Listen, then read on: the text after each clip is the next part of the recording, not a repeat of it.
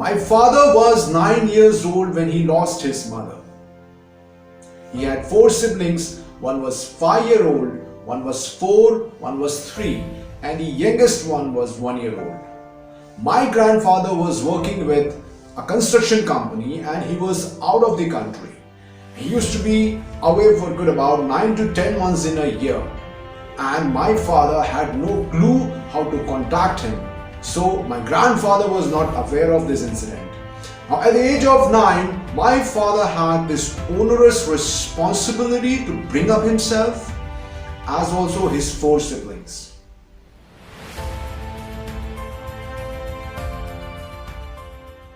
Two, three.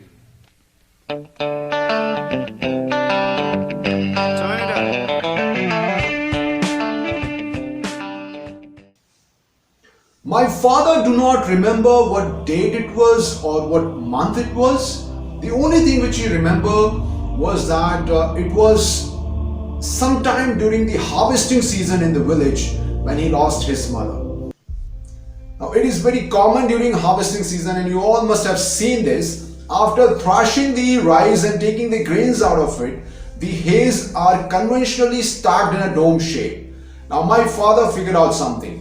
Every day he would get up 1:30 in the morning and he would go to the fields. He would tear down those conventionally stacked rice hays and he would re-thrash them against the ground, and he would collect whatever rice grains he could.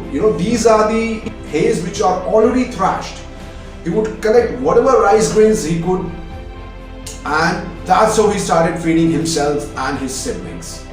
The only thing which he and his sibling were eating was a boiled rice with a little water and some salt. Now my father figured out that this kind of eating is not good for their health, so he decided to do something about it. He now went to each and every house in the village and he requested them to allow him to take their livestock for grazing in the jungle. Now, his routine: every day, get up 1:30 in the morning, go to the field, thrash the rice hays, get some rice grains, leave it at the house, go to the village, each and every house, collect the livestock, take it for grazing, and come back in the evening and return the livestock to its respective houses, and in return, he would collect a dinner left over from each and every house. Now that's how he started feeding himself and his siblings with a little better food, with a little better nutritional value. Everything was going fine till one fine day my father saw some children in a school uniform going to school. Now, the moment he saw those children, he developed this burning desire to go to school, and he could not stop himself. He directly went to the office of the headmaster and he met the headmaster there. He said, "Good morning, sir. Kai haukuse kahiye, kai kumko kahiye, na skoola admission kadaiye." Meaning, I'm Haukuse, I'm 9-year-old and I want admission in your school. Now the headmaster was a kind gentleman. He said, "Son, I want to help you, but I cannot, because we require 5 rupee as an admission fee before I admit you in this school." Now my father, did he have 5 rupee? No, he did not have. So he went back, but next day he came early to the school. The headmaster walks in and he says again, "Good morning, sir. Kai haukuse kahiye, kumko kahiye, na skoola admission kadaiye." Meaning the same thing. I'm Haukuse, 9-year-old, I want admission in the school. The headmaster said, "Son, didn't you come yesterday?" He said, "Yes." "Did you get 5 rupee?" He said, "No." "Then I can't give you admission." He went back. Third day he came again and he said, "Good morning, sir. Kai haukuse kahiye, kumko kahiye, and na skoola admission kadaiye." The headmaster was kind of annoyed this time. He said, "Didn't you come like 2 times earlier already? And did I tell you to get 5 rupee?" He said, "Yes, sir, you did." "Did you get 5 rupee?" He said, "No, sir." He said, "Son, I cannot give you admission." Now, to explicate a little more about the headmaster, he had his own obligations. He was not a bad man. He had his own obligations. he did not wanted to arbitrate the rules and regulations of the school, because according to him, if he did and if he gave admission to one child without a school fee, then it would open up a Pandora box and it would become a norm. It would set a wrong precedence. So he was kind of skeptical and afraid. Granted. Now my father, a 9-year-old boy, he did not quit. He decided to make that 5 rupee. How? Pretty simple. He took the easiest way out. Went back home. Next day morning he got up. Did not go to the field. Did not go to the village to take the livestock out for grazing. He chose to remain at his house, took out his Bible. He rounded up all his siblings and they started praying to God. Now my father made all his siblings pray to God to give him that 5 rupee. This went on for the entire day, but no 5 rupee appeared from the thin air. Now my father was a true believer. He did not quit. Before he went to sleep, he prayed again. Now, one more interesting thing. He shouted off his siblings to sleep because they were hungry and cranky. He also went to bed empty stomach. Now, just before he went to sleep, he prayed to God and he said, God, I really, really need that 5 rupee. Please put that 5 rupee underneath my pillow tonight. And if you do that, see what I do for you. One of those times when you try to strike deal with a God. I've also done it a couple of times myself. It's okay. He was just 9-year-old. Now he went off to sleep after that, and while he was sleeping, he was still praying and crying, and his pillow was drenched with his tears. Next day morning, he gets up, and first thing which he does, to no one's surprise, he checks for that 5 rupee underneath his pillow, and of course, he do not find that 5 rupee under his pillow. Now my father was really furious and he was really angry at God. So he put on his shirt and decided to make a run for a jungle. Now whenever he got upset, he would make a run for a jungle. Now, okay, one interesting thing about this shirt, this was the shirt which he borrowed from his father, an oversized shirt, and the hem would come till his knee. And he particularly liked this shirt because once he puts on this shirt, some days he could even wear this shirt without a pant, because he only had one pant, rather one pair of trousers, rather a half pant. Okay, okay. Now I'm repeating a lot. My father, he's gonna hate me for this. My father, the moment he stepped out of his house, 1 or 2 steps, and something pricked his left foot arch, and he felt an excruciating and a sharp pain. He bent down to look what it was, and he saw this awl pin, those all-purpose pin has pricked his left foot arch. He plucked that awl pin out, and his foot started bleeding profusely. He was so mad at God now, and he looked up towards the sky and he said, God, this is what you are, so cheap. You want to get even with a 9-year-old boy? And he wanted to throw that awl pin away as far as he could, because as per him, then that awl pin was a medium a God has chosen to punish him. And he did this motion, he swung his hand to throw the awl pin away, but that awl pin got stuck to his fingers. Now he took a closer look of the awl pin, and something crossed his mind. He bent that awl pin into a question mark shape.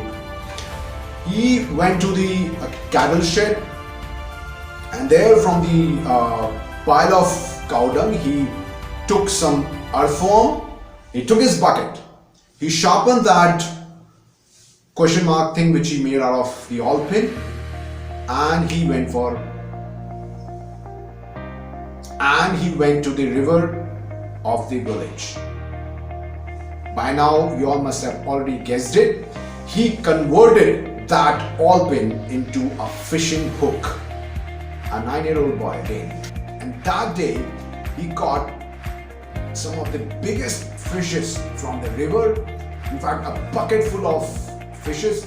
He took that bucket and went directly to the school and went directly to the headmaster's office. He put that bucket on the top of the headmaster's table. The headmaster, still stunned by whatever was happening around him, not believing himself. Now my father, 9-year-old boy, looks into the eye of the headmaster and tells him, "Sir, you teach me and I'm going to feed you with a bucket full of fish every day, including your family." Now this headmaster was so moved by the determination and the resoluteness shown by my father. He decided to give him admission in the school, and he tells him, "Son, I cannot officially admit you in the school, but you can unofficially attend the classes. And by the time we come close to the termination of the session, especially during the examination, you must deposit your fees." My father agreed to it. Now, this headmaster was not particularly sold out because of the bucket full of fish my father was offering. Okay, let us make this clear. Now, that's how this 9-year-old boy got himself admitted in the school. And that was the first day my father attended the school. Now, my father was allotted a class, but he did not attend his class. He came back to the headmaster's office and he requested him, "Sir, I want your permission to stay back after the school hours so that I can help in cleaning up the school." Now, headmaster did not see any harm in it and he allowed him. Now, after the school got over, my father went to each and every class and he directly hunted for the waste bin. While he took out all the papers which were dumped in the waste bin, collected them. Then he went around the school, collected all the papers which were littered by the children, got these papers to his house, and he pasted these papers on one of the designated wall in his house, and he practiced writing on those papers using a charcoal, which was a byproduct of the firewood he has used for cooking his meals. Now that was the dedication my father had to study and to learn how to write.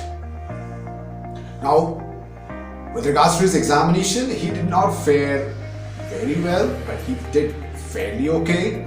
Later, my father went on to join armed forces and he retired as honorary captain. My father, during his illustrious service in armed forces, topped each and every instructional course he attended. He had fantastic tenure. He was posted as instructor in Imtrat, Belgaum, Mau, and a lot of other places. Now, my father, while he was serving, bought a good chunk of land in our village and he settled all his siblings. And then he got married and he reproduced 3 children, my elder sister, me and my younger sister. And he also enabled us to choose respectable position for ourselves in this society. Okay, ladies and gentlemen, I'm going to share 2 most important lessons which I cull out from my father's story in the next video. Before we end, ladies and gentlemen, I would like to urge all of you, please pay attention. See, we all need a hero in our life. You know, somebody whose story really inspires us, you know, with whose story we really connect, whose story resonate with us. You know, when the chips are down, when we are the hardest hit, their story gives us that prerequisite energy and that strength to gather ourselves back again and move forward. Now, ladies and gentlemen, I also understand that we don't want to be an oddball, we don't want to be known as somebody with isosyncratic choice. That is why we like to go with the flow. You know, we choose the already eulogized, already famous people as a hero because everyone else also have chosen them, while we do not connect with them so much. But again, hearts of hearts, we all know that in our daily walk of life, you know, we come across so many people whose life story is super inspirational and we actually draw a lot of energy from them. Now, these people could be your parents, your father, mother, it could be your siblings, it could be your friends, it could be you yourself, Ladies and gentlemen, the dream was to create the largest mastermind group wherein we all can come together, share our stories, get inspired, and grow together. Now, with that as the name, ladies and gentlemen, I'm putting down my email as a link down below. Please share your stories if you want to through a mail, or you can even share your stories as a comment. We promise you we're going to discuss all the stories with you, and we're going to share these worthwhile stories to as many people as possible. Thank you very much, ladies and gentlemen, for watching this video. This is Poland signing off till the next video. Thank you. Ciao.